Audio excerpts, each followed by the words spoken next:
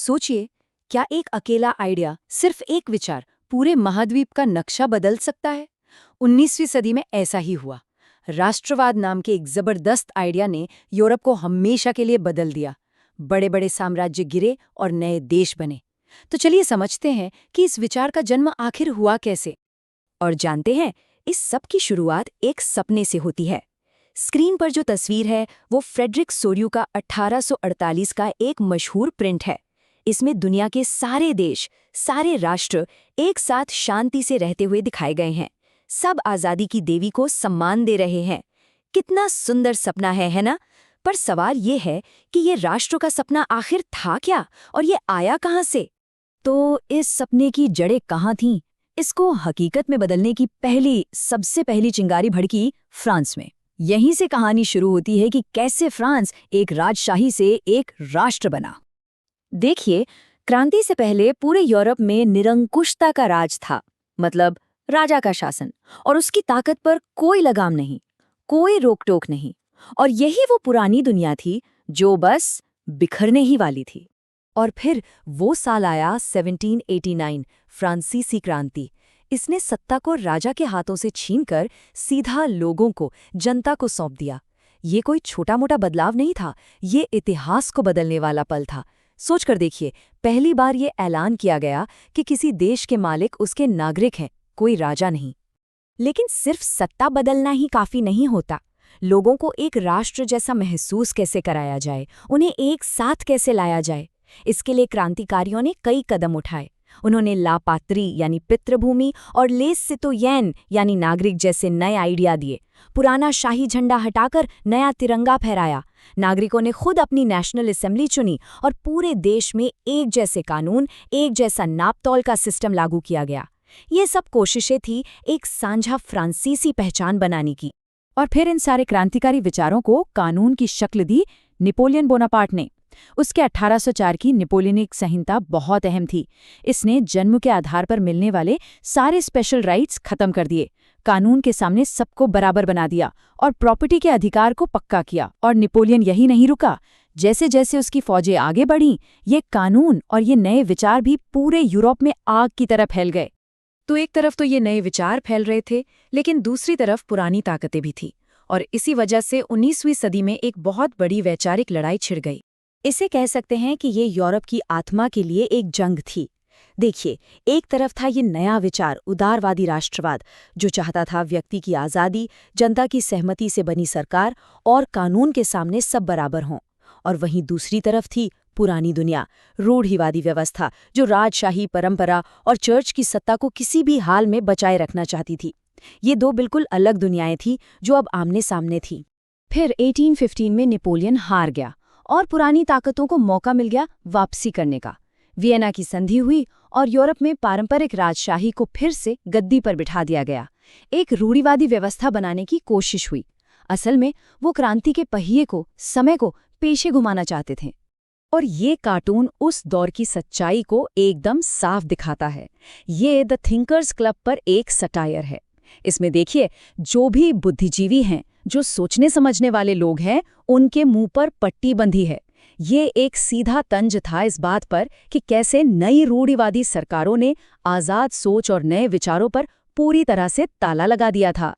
इस पुरानी व्यवस्था के सबसे बड़े रखवाले थे ऑस्ट्रिया के चांसलर मेटरनिख। और जानते हैं उन्होंने इटली के एक क्रांतिकारी जुसेप्पे मैत्सिनी के बारे में क्या कहा था?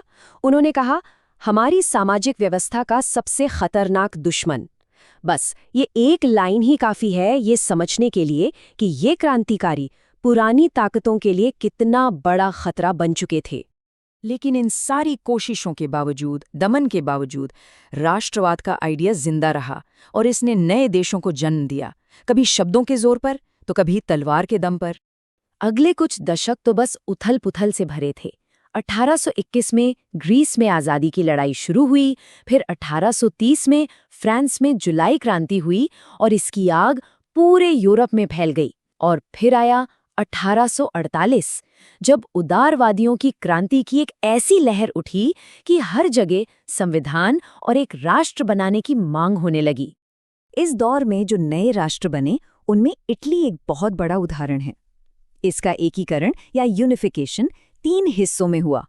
पहला हिस्सा था एक सपना जो जुज़ेप्पे मैत्सीनी के यंग इटली आंदोलन ने लोगों को दिखाया। दूसरा हिस्सा था कूटनीति, जिसे सार्डिनिया पीडमोंट के काउंट कैवर ने इस्तेमाल करके विदेशी ताकतों को बाहर निकाला। और तीसरा हिस्सा था तलवार, जिसका नेतृत्व किया जुज़ेप्पे गैरिबाल्डी और उनकी रेड शर्ट्स आर्मी ने। लेकिन जहां इटली के एकीकरण में एक सपना, कूटनीति और जनता की भागीदारी थी, वहीं जर्मनी की कहानी एकदम अलग थी। जर्मनी का एकीकरण उदारवादी बहसों से या संसदों में नहीं हुआ। इसे किया प्रशिया के मुख्यमंत्री ओटो वॉन बिस्मार्क ने, वो भी सीधी सीधी सैन्य ताकत के दम पर। उनकी पॉलिसी बिल्कुल साफ थी, ब्लड एंड आयरन, मतलब खून और लोहा। बिस्मार्क ने 3 बड़े युद्ध लड़े और तीनों जीते। इसके बाद 1871 में वर्साई के शानदार महल में एक भव्य समारोह हुआ, जिसमें प्रुशिया के राजा विलियम प्रथम को जर्मन सम्राट घोषित कर दिया गया।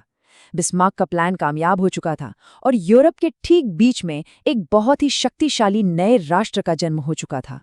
लेकिन कहानी यहाँ खत्म नहीं होती, बल्कि यहाँ से एक नया मोड़ लेती है। 19वीं सदी के आखिर तक आते आते राष्ट्रवाद का चेहरा ही बदलने लगा। जो आइडिया कभी आज़ादी का प्रतीक था, अब वही एक खतरनाक हथियार बनने जा रहा था। देखिए, राष्ट्र एक एब्स्ट्रैक्ट आइडिया है ना?